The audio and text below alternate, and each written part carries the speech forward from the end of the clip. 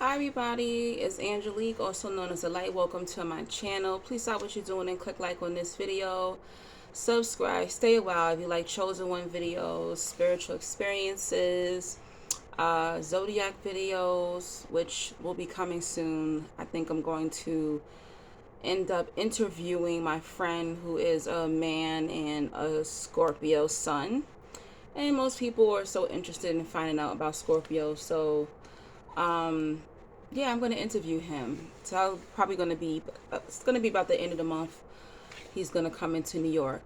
But anyway, going back to the Chosen One videos, spiritual experience videos, a couple of zodiac videos, and I have tons of narcissistic abuse videos on this channel. But my phone session bookings and donations have been terrible. So you probably won't be seeing me too much this June if I don't get donations or phone session bookings. But thanks to Wendy, she donated today, and that's why I'm putting this video out. So you can thank her in the comments. Alrighty. If you want to donate, if you want a phone session booking with me on how to start your healing journey, your spiritual journey, or you need help with healing from narcissistic abuse, I'm your girl. All that information will be in the description bar or in the comment section. If you do not see it, comment at me and I'll holler back at you in the comments, okay? Alrighty, I hope everyone is doing well. I'm feeling a little bit better. So let's get right into the video. Chosen ones, honestly, I think chosen ones are better off working for themselves. And I am very, very aware that everyone can't be a boss. I get it. Everybody does not have that hustle boss mentality. It does take a certain strength, a certain patience and endurance to be your own boss. But I feel like if you want more peace in your life, it will be best that you work for yourself. Something that you can do from your computer at home. If you have money, if you have, or like even working with friends or family, that could be tricky too. But when you are hands-on going to be working with the public, you're always going to have issues with your bosses. You can be quiet in this because of your godly aura. Your bosses may not like you. All right? And I've dealt with this my entire life. Even though I do feel like I was meant to be my own boss on this planet, I think this happens to a lot of chosen ones. Even when I was able to play the game, my bosses hated me. Everywhere I go, they hate me. Um, and that's why I don't work many 9 to 5s. And it's been horrible, horrible experiences. Even when I'm quiet at work and I'm playing the game, it never ends well. I'm always having to quit. And the most money I've ever made was working for myself and or working how can I say this, working for somebody where it's just me one-on-one with that particular person. So my highest paying job I would say is, I used to, after my mom passed away, I became like a home health aide to this guy. So he was 30 years old and he was blind because when he was 18, he went to a party. It was after graduation. Very sad story. And straight out of high school, he had a full scholarship to go to a prestigious college. He was a nerd, you know, had it going on, had a girlfriend, had many friends, and he ended up getting into a bad car accident and flew through the windshield, and it gave him brain damage. He was in the hospital in a coma for like a year, and he actually woke up from that. But when he did, his brain was so damaged, it's like he reverted back to a child. So his looks went gone. He was fine, guys. He was a very handsome black gentleman. You know, before he change for the rest of his life. His girlfriend broke up with him because she couldn't date somebody who was like that. Friends left him. His whole life changed. And so after my mom passed, I was working at a daycare, but I needed another job. I couldn't stand working at that daycare. And a friend, my mother's friend, said, "Oh, my friend, just had passed away." And this is actually maybe 2 years or so after my mom had died. So probably I'm about 25 at this time. And my mother's friend had another friend who died of cancer, and that was who was his primary care, was his mom, but his mom ended up dying of cancer. So I meet his dad. His dad had to come back into his life, and his dad worked for Radio City Music Hall. He was the one that did the lighting for the shows. So his dad sometimes would be working 13-hour shifts and needed someone to be at home when his son got out of the program every day. It was like around 3 o'clock. So I worked almost like 6 days a week from like 3 p.m. Sometimes I didn't get home 3 a.m., but his dad would drive me home. And I was probably making about $600 a week. And to you, that's not a lot of money, but that was a lot of money to me at the time. And if I worked overtime, if I worked, basically I would make like $100 a day, pretty much. And to me, that was a lot of money at the time. $600, $700 a week. That was a lot of money at 25 for me. Tax-free cash. If I had to work extra time, I made extra money or whatever. If there was other chores or things he needed me to do, he would pay me extra. But the thing was, I wasn't certified, so I had to leave. But anyway, I wanted to just say that was a huge blessing, because leaving that daycare, I was making like $9 an hour. All right, so it was a huge blessing, and I was tax-free money, baby. All right, but that was a huge blessing for me at the time, and I really enjoyed that job because it was fulfilling. It was sometimes challenging because the patient would get jealous because, he's 30, I'm 25. He saw me, I'm like, okay, gotta go, have a good evening. I'm gonna go see my boyfriend. And he would get jealous, not because he liked me, but because he wished that he can go out and date and live his life and party like everyone else. So it was a very challenging job emotionally, but it was so fulfilling. And I think that's what's best for chosen ones, to get into these jobs that are fulfilling. Like sitting in your office, it's not fulfilling your soul, and that's why you're not happy. Let's keep it real. A lot of chosen ones are not happy because they're choosing the salary, but they're not choosing the things that are gonna show their worth on earth, where they can really help people. And I think the best jobs for chosen ones is helping people. That's why that's why you have these special gifts. That's why you have that godly light, is because you're here to do something much greater. Nothing wrong with people who have office jobs. That might be, where you're supposed to be. But chosen ones, I do want to challenge you to do things on your own, and to challenge you to go out there and find a job that you've never done before. And I think it was great that a lot of people lost their jobs during the pandemic. And I still desire, to make a lot of money, just working for myself. But right now my finances are challenged because I'm not doing hair anymore. All right. And that's where I made most of my money, was doing hair, and now trying to transition into just doing the healing work. It's a challenge, so I'm broke as hell right now. But at the same time, when I'm having these phone calls with you guys, it's so fulfilling to my soul. Like, I love it. I love talking to you. I love helping people. I love telling my story. I'm going to write a book between this year and next year. That's one of my goals too, to write a memoir.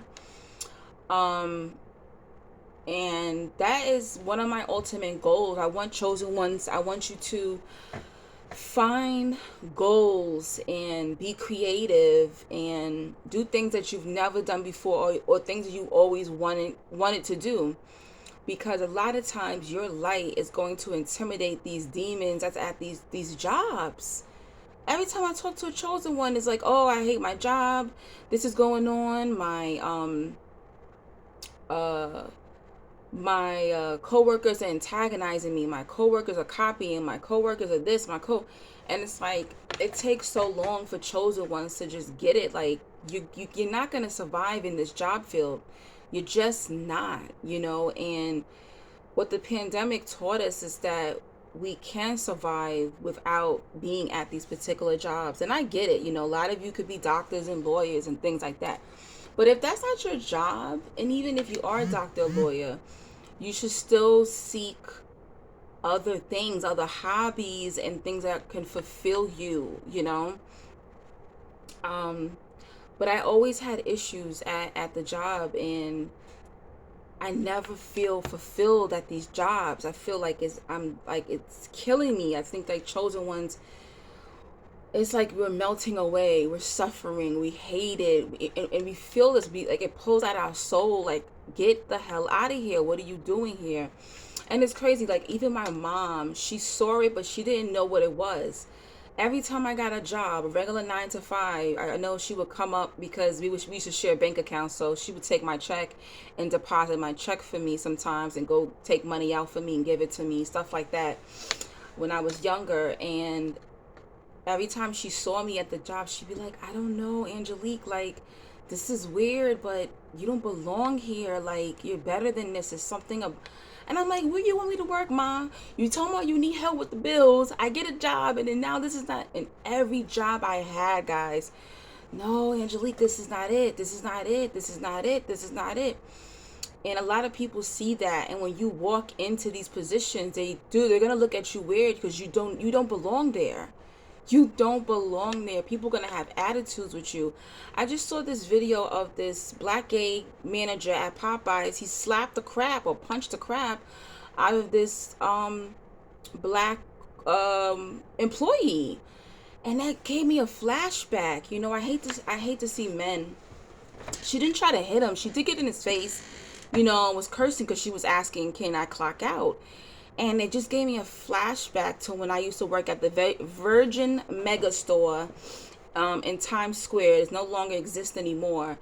But there was this black gay guy, and I don't care who feels any kind of way about what I'm saying, but a lot of them, they challenge women, right? And that was the issue. And I didn't have any, I didn't even remember having a conversation with this guy.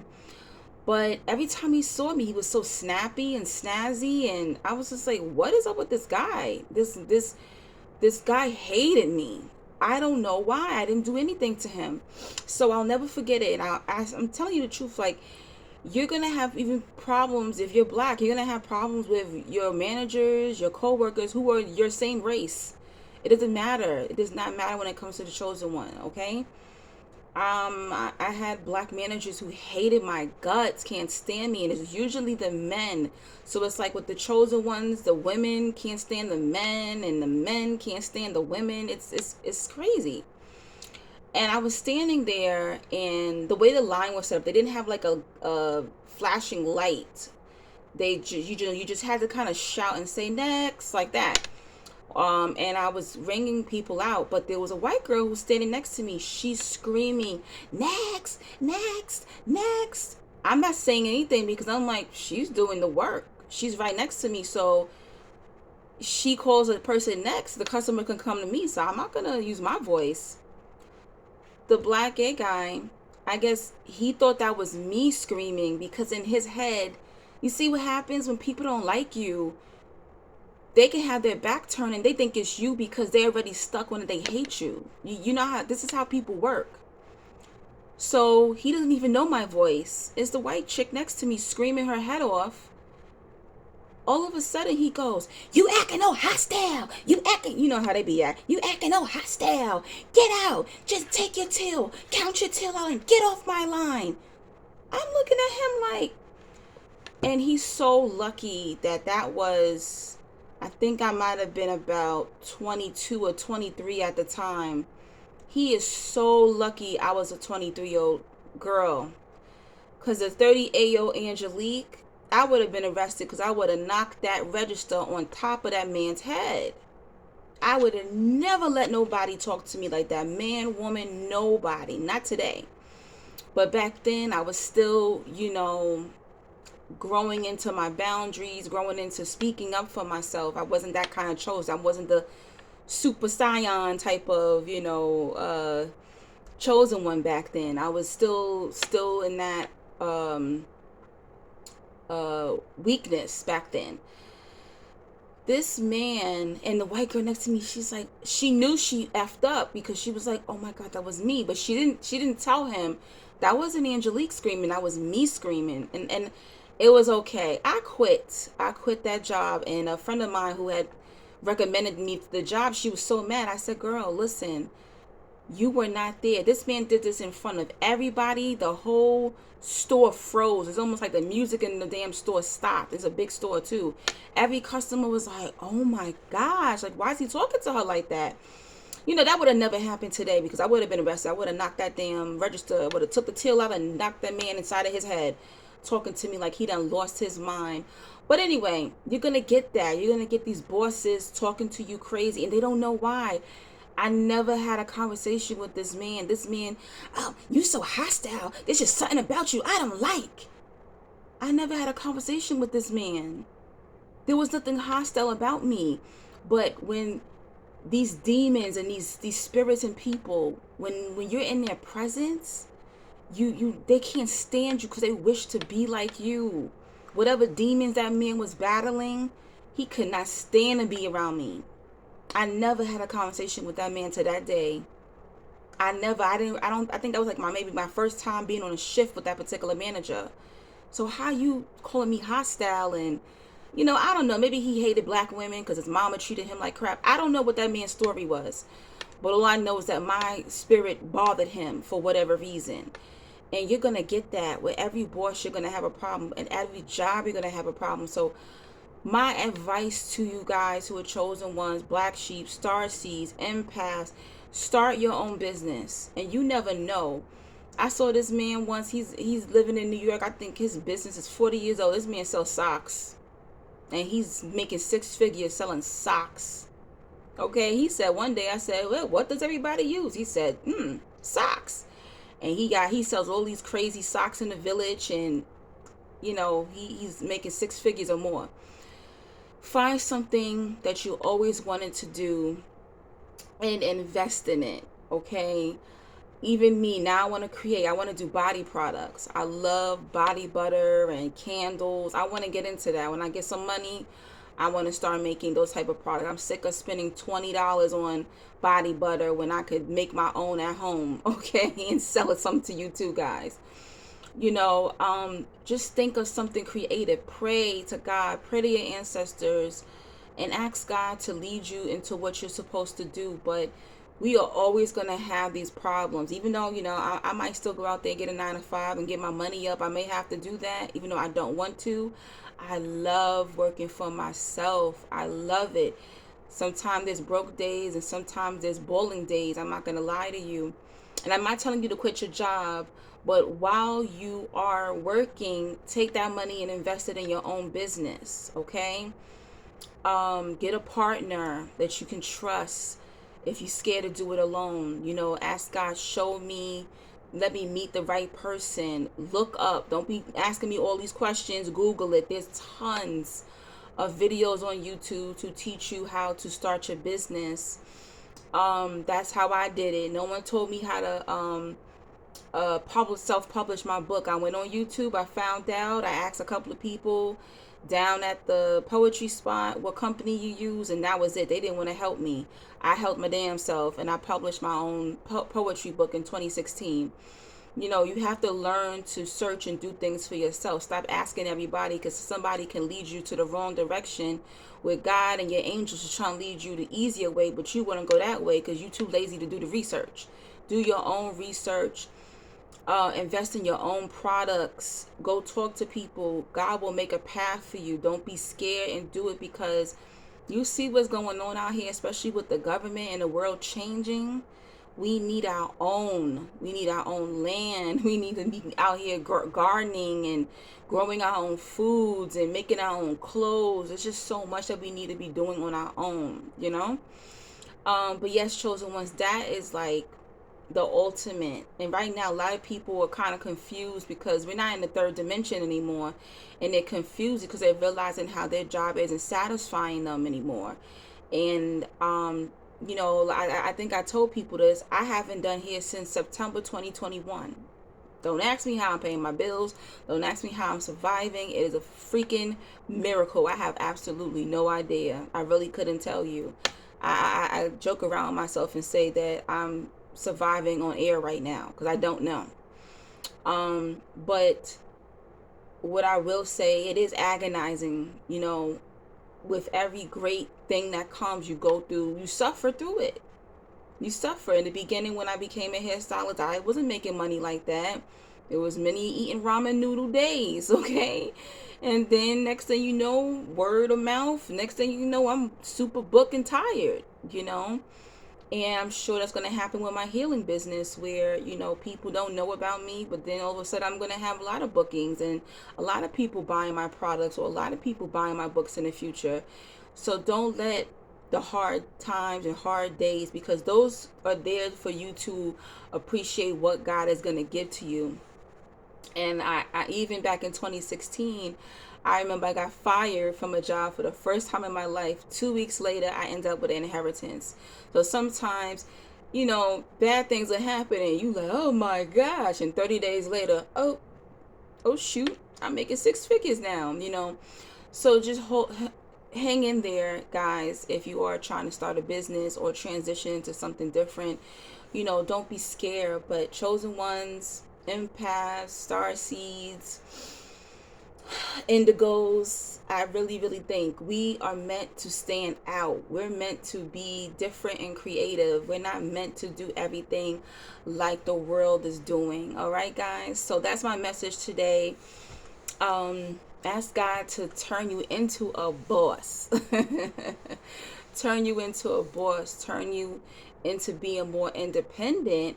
Or, you working for a friend or family that y'all can have a family business or have a partnership. But working for these people where they could just go ahead and snatch your money from you, freeze your account.